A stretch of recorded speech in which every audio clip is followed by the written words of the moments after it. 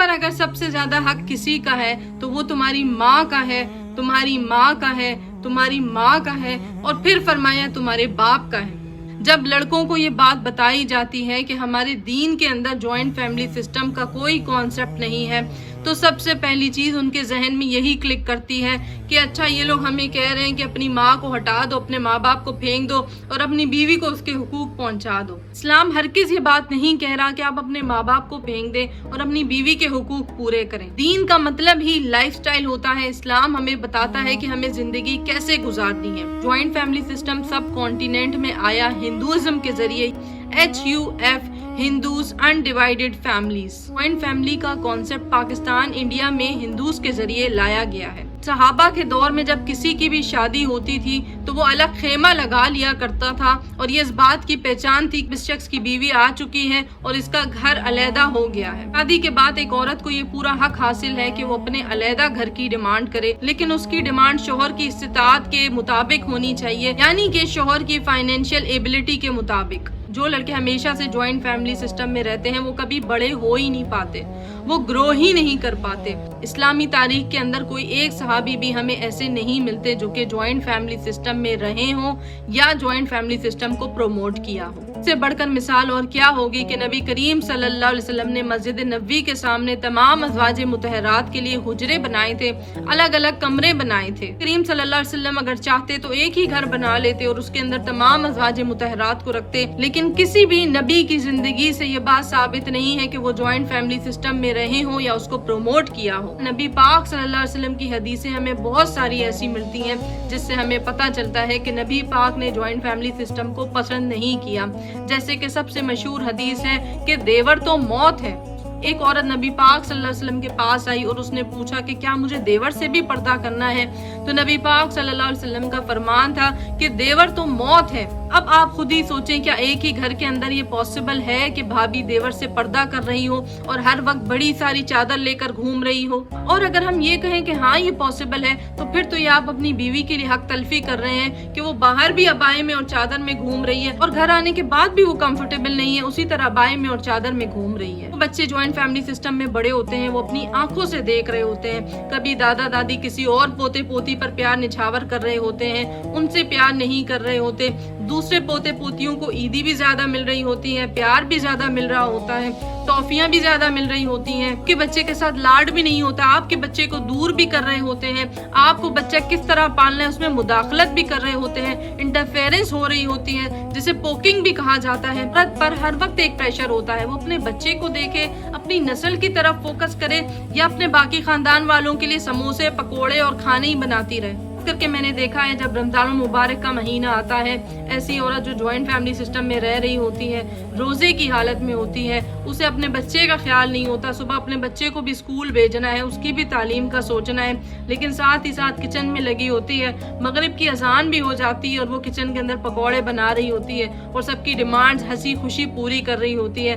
बदले में कभी कुछ लोग तारीफ कर देते हैं, कभी तारीफ भी नहीं करते। सोसाइटी के प्रेशर में आकर वो औरत काम भी कर रही होती है, सब कुछ कर रही होती है, ज्वाइंट फैमिली में सरवाइव कर रही होती है, उसकी कोई प्राइवेसी नहीं होती। यहाँ तक कि देखा गया है उसकी बेडरूम की भी कोई प्राइवेसी नहीं होती। अगर बेडरूम के अंदर अपना कोई सामान उसने रख दिया है तो कभी नंद का बच्चा आ जाएगा उठा लेगा, कभी जेठानी के बच्चे आ जाएंगे उठा लेंगे, कभी देवर के बच्चे आ जाएंगे उठा कर लेकर चले जाएंगे और वो कुछ भी नहीं बोल सकती, वो खामोश रहती है। अल्लाह ताला हिदायत दे ऐसे मर्दों को जो अपनी बीवियों को ज्वाइंट फैमिली सिस्टम में धकेल देते हैं। देखा ऐसी बीवियां हर वक्त प्रेशर में आई होती हैं, तंग पड़ी होती हैं अपनी जिंदगी से और अल्टीमेटली वो गुस्सा किस पर निकालती हैं? अपने नन्हे मासूम बच्चों पर जो कि फूल हैं, उन पर अल्टीमेटली इन द एंड वो जाकर गुस्सा निकाल देती हैं। मेरी बहनों, मेरे भाइयों जो ये वीडियो देख रहे हैं, ज्वाइंट फैमिली सिस्टम का इस्लाम के साथ कोई ताल्लुक नहीं है, इसमें इस्लाम का कोई हिस्सा नहीं है। जो लड़के ज्वाइंट फैमिली सिस्टम में रहते हैं, अगर बीवी को कहीं बाहर घुमाने लेकर जाना है तो वो आसानी के साथ नहीं ले जा सकते।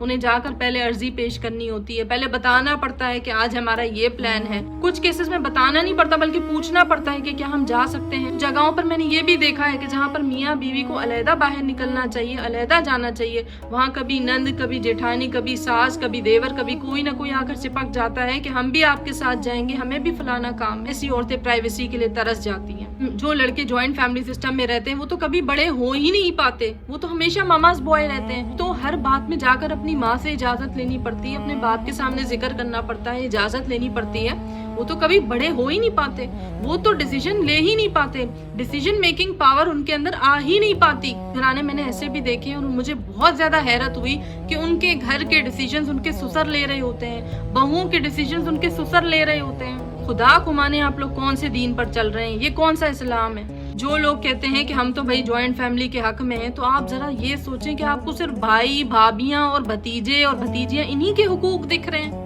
आपको अपनी बीवी के अपने बच्चों के हुकूक नहीं दिख रहे कि हम उनको एक प्राइवेट लाइफ दें, उनको एक सुकून वाली जिंदगी दें। जो ऐसे कमेंट्स भी आते हैं कि आप ही हम लोग फ्रिज में अपने बच्चों के लिए कुछ खाने को रख देते हैं और जेठानी का बच्चा नंद का बच्चा आकर ले जाता है हमारे बच्चे की चीजें। ये तो आप लम्हा लम्हा टॉर्चर कर रहे हैं अपनी बीवी को, और जब वो आकर आपके पास शिकायत करती है तो उल्टा आप कहते हैं कि तुम मामूली बातों पर चिढ़ रही हो।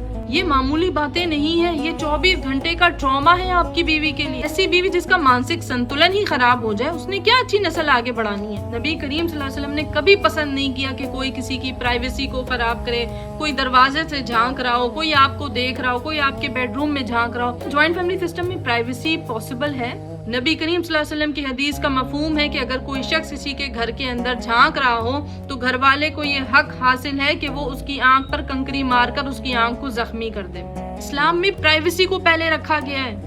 मिक्स सिस्टम को, पूरे कुंबे कबीले को साथ में रखने को, इसको तरजीह नहीं दी गई इस्लाम में। सब ससुराल वाले बुरे नहीं होते, कुछ ससुराल वाले अच्छे भी होते हैं, उसके बावजूद इस्लाम इस चीज को प्रमोट नहीं करता, क्योंकि जहाँ पर सास ससुर होंगे वहाँ पर आपका नंदोई भी आएगा, आपका जेठ भी वहीं आएगा, आपका देवर भी वहीं आएगा। जाहिर सी बात है वो लोग और कहाँ जाएंगे, अपने पेरेंट्स के पास आएंगे, उनकी फैमिली भी वहीं पर आएगी, उनके बच्चे भी वहीं पर आएंगे। दरमियान आपकी बीवी की प्राइवेसी कहाँ गई? आप अपनी बीवी को पर्दा नहीं भी करवाते तो आपकी बीवी की प्राइवेसी तो मैटर करती है, कि बीवी और आपके बच्चों का जहनी सुकून तो मैटर करता है। लोग कहते हैं हमें इतनी ताकत नहीं, हम अलग अलग चूल्हे चला सकें, अलग रख सकें। ये सब वो लोग होते हैं जो बाहैसियत होते हैं और ताकत भी रखते हैं।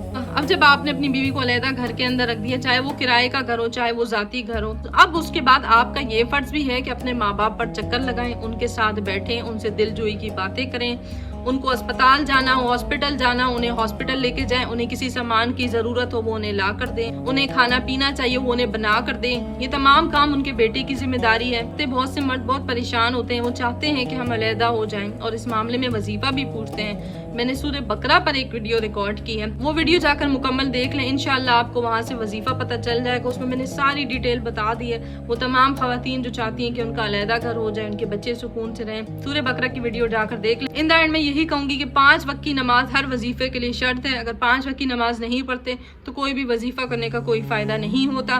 5 वक्त की नमाज पढ़नी जरूरी है, फर्ज रकातें जरूरी है।